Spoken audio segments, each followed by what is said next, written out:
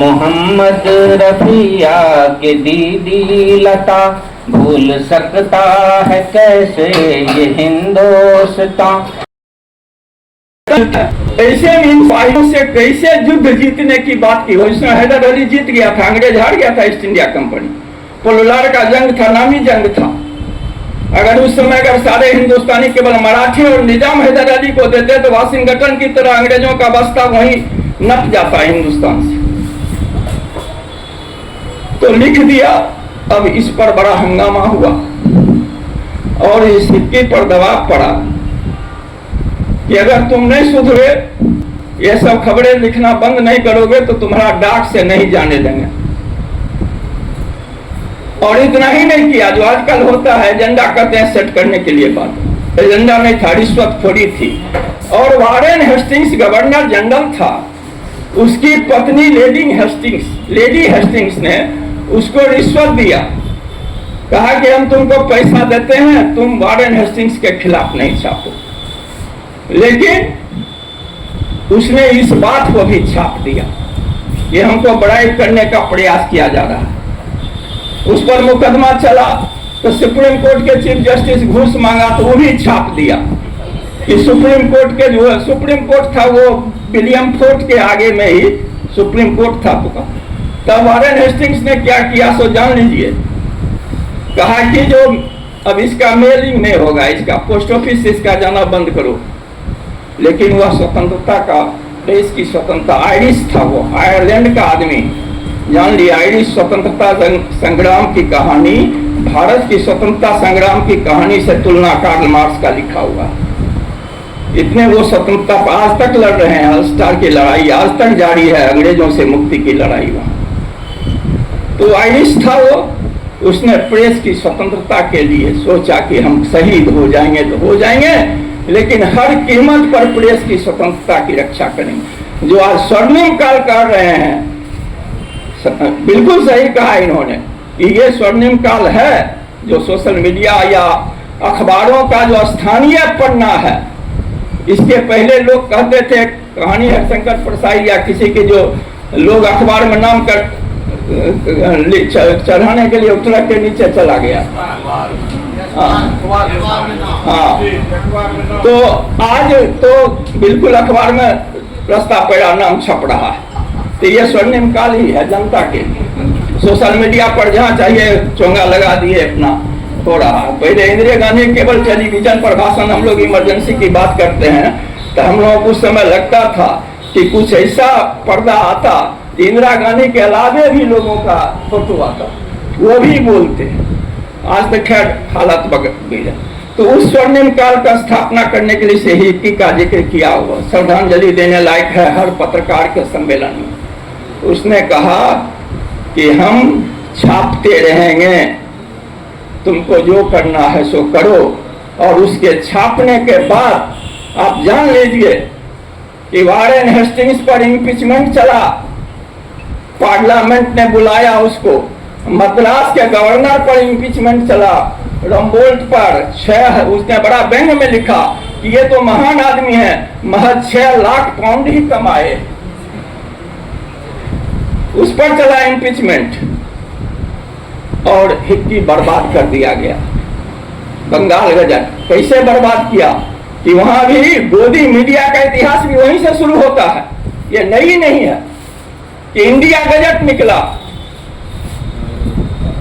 अंग्रेजों ने बंगाल गजट के समानांतर दूसरा अखबार इंडिया गजट निकाला।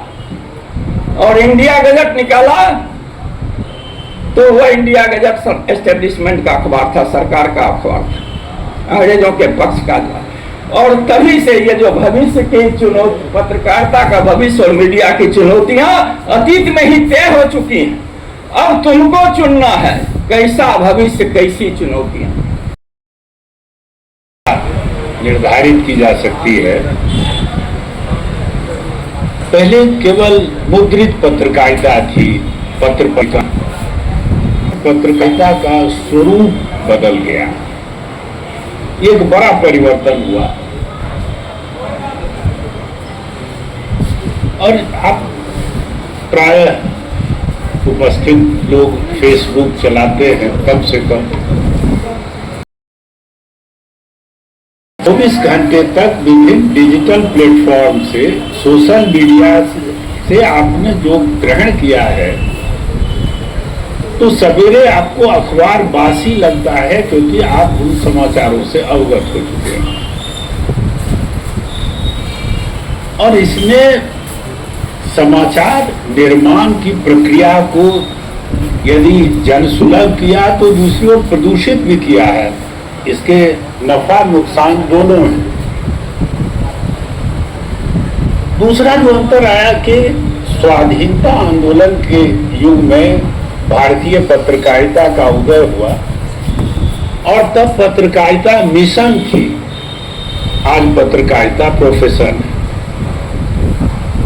वो चाहे उदंत मार्तंड हो या हरिश्चंद्र चंद्रिका हो या बिहार बंधु हो या विशाल भारत, ये तमाम पत्र पत्रिकाएं राष्ट्रीय आंदोलन के गर्व से पैदा हुई थी। तब पत्रकारिता कृष्ण भट्ट हो या माखनलाल चतुर्वेदी हो, ये बलिदानी भाव से पत्रकारिता करते थे। माखनलाल चतुर्वेदी खंडवा से कर्मवीर निकालते थे और अंग्रेजी शासन के खिलाफ समाचार प्रकाशित करने के कारण 63 बार कर्मवीर कार्यालय की तलाशी ली गई।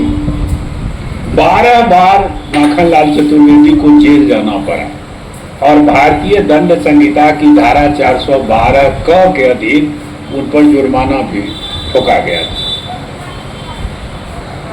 वो चाहे विष्णुराव परारकर हों या बनारसी दास चतुर्वेदी या बालकृष्ण भट्ट, उन तमाम लोगों ने अंग्रेजी राज की मुखालफत करते हुए पत्रकारिता की।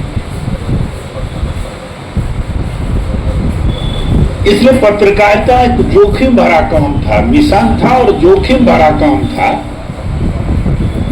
आज उसके साथ ग्लैमर जुड़ा है।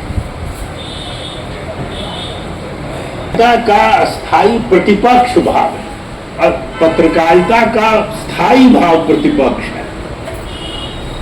तो जनता के पक्ष में उसे होना है, अन्यथा जनता उसको रिजेक्ट कर देगी।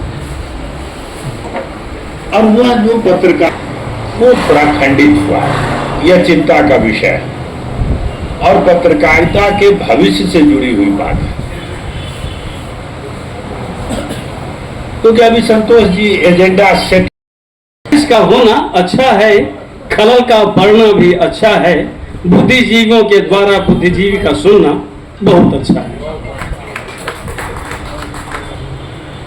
मैं धन्यवाद देता हूं सर्वप्रथम अपने गुरुदेव डॉक्टर भगवान प्रसाद सिन्हा जी को कि अस्वस्थता के बीच वो आए, इतनी देर बैठे, हमारा ज्ञानवर्धन किया, आप लोगों का ज्ञानवर्धन किया। मैं धन्यवाद देता हूं गुरुवर डॉक्टर चंद्रभानु प्रसाद जी को कि उन्होंने भी अपनी कीमती समय यहाँ दिया है।